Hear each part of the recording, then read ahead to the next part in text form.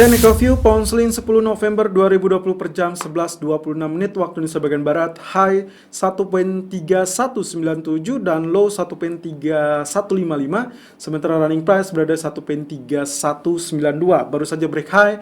Kita akan lihat apa yang terjadi sebetulnya. Anda bisa perhatikan di sini candlestick kemarin yang sempat kita kupas di tanggal 6 November atau di hari Jumat yang lalu sebetulnya berbentuk long upper shadow yang seharusnya pasca kenaikan yang sangat tinggi di hari Jumat atau di hari Kamis seharusnya akan terjadi penurunan, tapi seperti Anda lihat kemarin dia malah sempat spike terlebih dulu sampai 1.3207. Luckily ya, beruntungnya adalah kenaikan tidak terlampau bombastis karena seperti Anda lihat sendiri areal abu-abu atau zona abu-abu ini justru menjadi area resisten yang cukup kritikal, dan Anda bisa lihat juga bahwa kemarin ditutup dengan long ledge doji, sehingga kalau kita lihat long upper shadow ditambah dengan long ledge doji yang artinya seharusnya untuk hari ini akan terjadi kembali penurunan. Dan apalagi kalau misalkan kita lihat dari faktor fundamental internal nampaknya tidak terlampau bombastis atau tidak terlampau bisa diharapkan terkait dengan Brexit, meskipun harapan terhadap Brexit tersebut pembicaraan antara Uni Eropa dan juga Inggris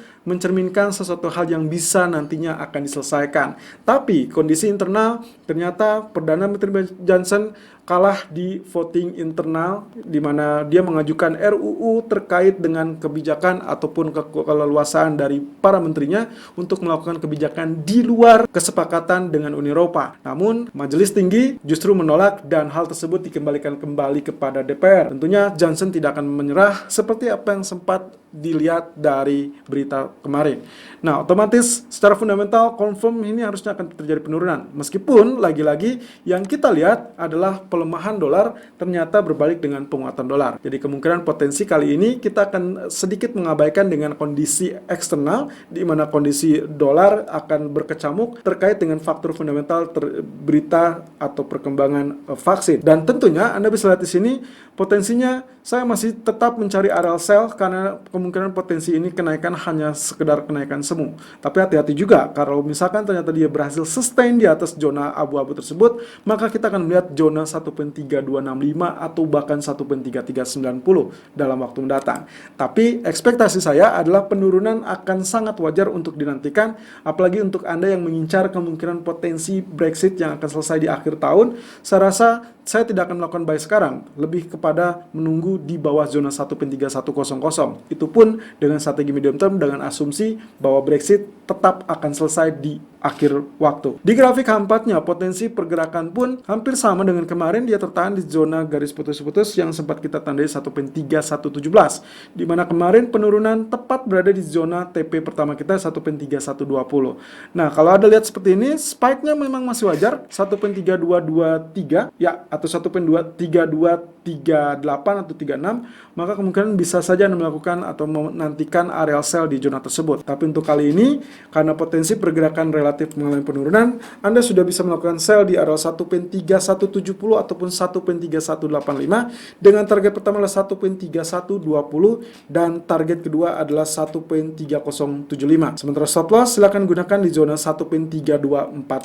Selalu gunakan stop loss dan risk management sesuai dengan equity dan strategi trading Anda. Irfan untuk Agrodana.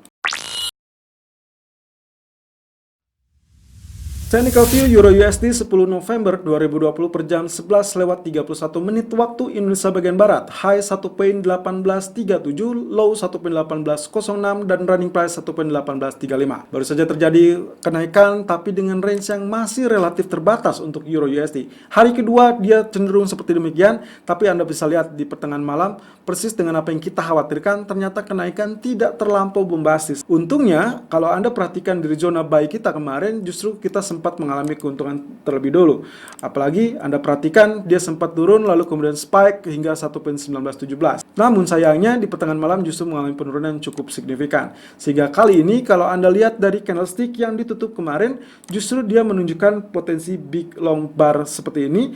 Ini menunjukkan potensi yang kita sebut bearish engulfing. Anda bisa lihat real body candle-nya di tanggal 6 November justru seperti ini bullishnya, lalu kemudian area tertinggi hingga sehingga areal penutupan atau area opening dengan area penutupan di tanggal 9 November justru lebih tinggi dan juga lebih rendah. Sehingga ini yang kita asumsikan sebagai kondisi atau formasi dari bearish engulfing. So, kesimpulan yang paling mudah adalah mencari area sell untuk kali ini terkait dengan kondisi bearish engulfing tersebut. Terlepas dari faktor fundamental yang terjadi atau mungkin nanti data ekonomi seperti survei Zeus sentimen yang akan dirilis nanti sore untuk Jerman dan juga zona Eropa.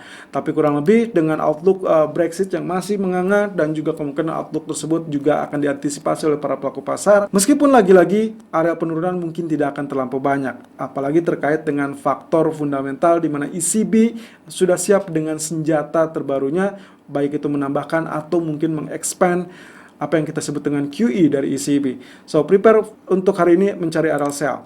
Di grafik H4 potensi pergerakannya seperti demikian. Kalau kita gambarkan ini bisa saja kita menggunakan zona dari Fibonacci retracement.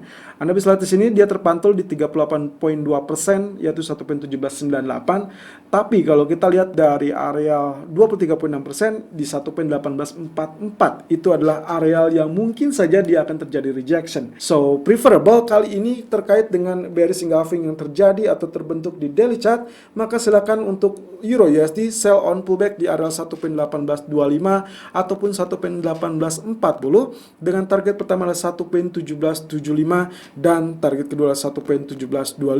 Stop loss silakan gunakan 1.1905. Selalu gunakan stop loss dan risk management sesuai dengan equity dan strategi trading Anda. Irfan untuk Agrodan.